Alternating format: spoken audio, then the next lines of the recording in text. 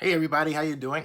Hey, I want to make this live stream because there's been a lot of talk that, and this is not going to be a long one, that is at cross purposes, uh, and in the fact that they're not complementing each other, and they should be. First of all, California Governor Gavin Newsom signed into law SB 206, which says that hey, in California, college athletes can receive money for playing sports in college and the use of their likenesses and image. That's a milestone. But think about what that does, okay? It opens up a new market for sports agents, for sports marketing. In fact, it opens up a market that if you consider college number of college athletes there are versus the number of professional athletes, that is much, much greater than the professional level. Much greater. So, um, the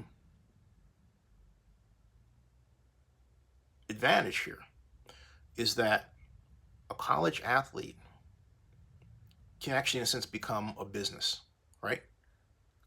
Can say, hey, you know what? Um, I'm a business here, and I have my agent, my manager, my social planner if things get so complicated. That's one aspect of how the world will change. But then there's this other one. And the other one has to do with the Oakland Coliseum and other sports facilities in an era where sports gambling and sports gaming have become legalized. You can bet on sports. Okay. This is a really huge development. Now, California has yet to formalize its sports betting process, but it can. The United States Supreme Court has said this is something that can be done. So, doesn't it stand to reason that the more sports organizations you have playing under one roof, the more opportunities you have to make money from gambling? So, in that context, is it a good idea to chase away sports organizations and teams and not have a plan to attract them or to grow them? Of course not. This is why I'm saying that the Oakland Coliseum needs to have a plan for the development of sports teams. And the Oakland Coliseum needs to have a plan. The Oakland Coliseum needs to have a plan for the establishment of sports books. MGM has sports books.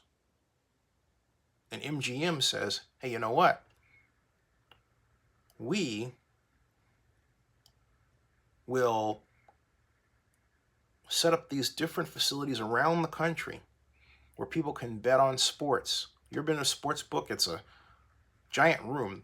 Las Vegas is known for them, where you can bet on anything they have on the board: horse racing, boxing, football, baseball, basketball. You get the idea.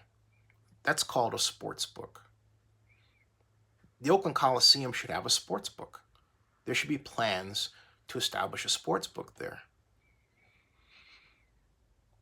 But something that is related to that, and I think that the Coliseum should be at the forefront of,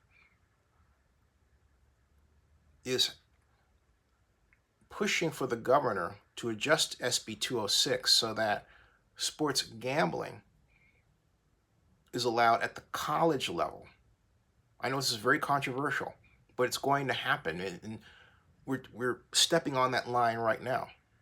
In other words, if you're going to allow for one to bet on sports,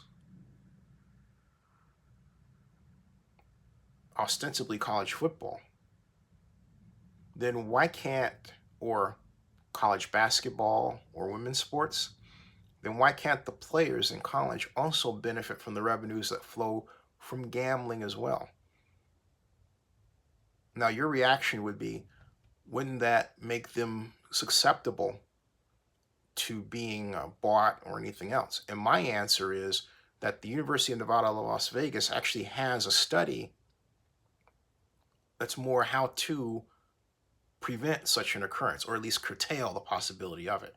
So my point is this: rather than assume that can't be done or shouldn't be done, since the laws are being loosened or in many cases gotten rid of, we need to, in Oakland, have a really sit down, come to Jesus moment where we plan for the future of the Coliseum with respect to these new revenue opportunities.